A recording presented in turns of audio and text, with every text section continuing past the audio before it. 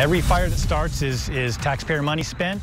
It's lives put in danger, it's homes put in danger, and other things put at risk. So it's absolutely imperative that people take this seriously. In focus tonight, we are continuing coverage on National Fire Prevention Week. As you know, it's been a busy wildfire season this year for our crews. The majority of the wildfires we've seen have been human caused.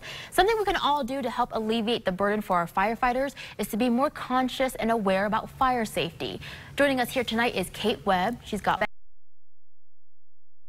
and Fire Communications Coordinator with the Utah Division of Forestry, Fire, and State Lands. Kait, I'm so glad I didn't butcher that. Thank you so much for being here tonight. Thank you for having me. I'd like to bring up some wildfire stats that you've provided for us this year. Now, these are the latest numbers as of Sunday. So far this year, we've had nearly 1,400 wildfires throughout the state. Out of that number, more than 1,000, or 77%, were human caused, and more than 294,000 acres burned. So, okay, let's talk about this year's wildfire season. How does it compare to years past? The biggest thing about this wildfire season is it's been a record year for human-caused starts. The previous record was back in 2015, and we broke that record already in early September. So we have had an incredibly high number of human-caused starts throughout the season, and it's also been a very dry year, so we're seeing pretty extreme fire behavior.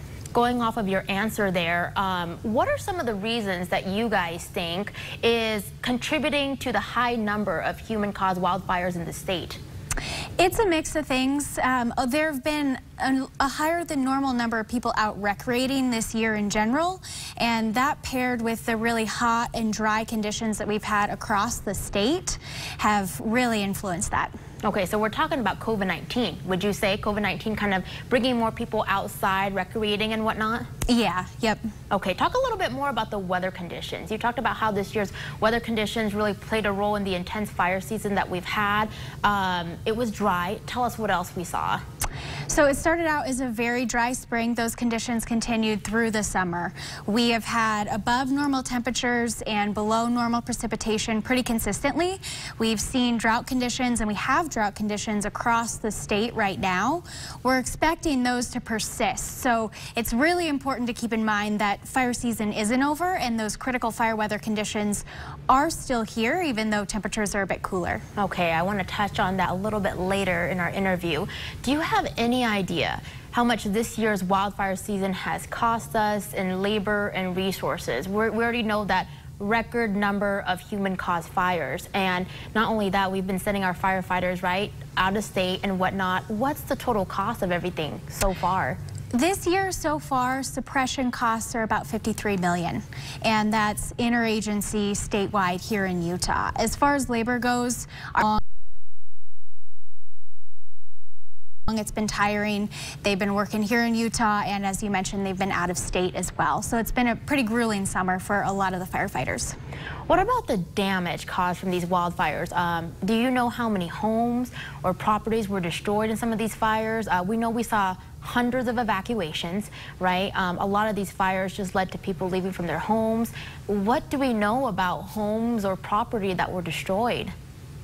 As far as homes destroyed, there have been 4 homes destroyed this year, and then 41 non-home structures. So we've had really great success protecting values at risk. Firefighters have done an excellent job this year, given the fire conditions that they've been seeing and the number of homes that have been. Even with the number of homes, I mean, you're thinking each home is a family, right? And now touching on your answer from earlier, so fall is here and the weather is getting colder. And so some Utahns think, oh, you know, it's colder, it's not hot and dry anymore, but do Utahns still need to practice fire safety? Absolutely. Fire safety is still very important right now.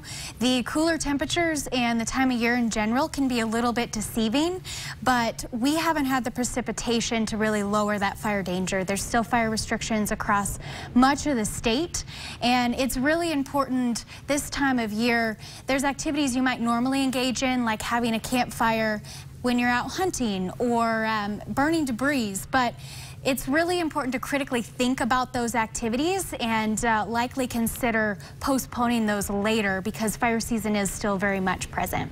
Can you talk about the different behaviors you've seen from the human-caused fires? I remember when I talked to you guys earlier, we talked about fireworks, campfires, equipment, target shooting. Can you go over some of those? And then what are some of the main safety tips you give to Utahns when engaging in any of those activities? The first safety tip that I would give Utahns is to educate yourself on ways that you could accidentally start a wildfire.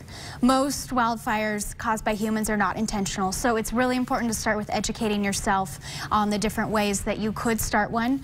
You touched on the high causes here in Utah. It ranges from debris burning, target shooting, roadside starts, campfires, all of those activities. It's really important to understand the activities you're engaging in and then the ways that you could start a fire with those. So when we're talking about a campfire, make sure you understand the restrictions and make sure you're aware of the current weather conditions. Do we have high winds? How hot and dry has it been? Do you know how to properly extinguish it?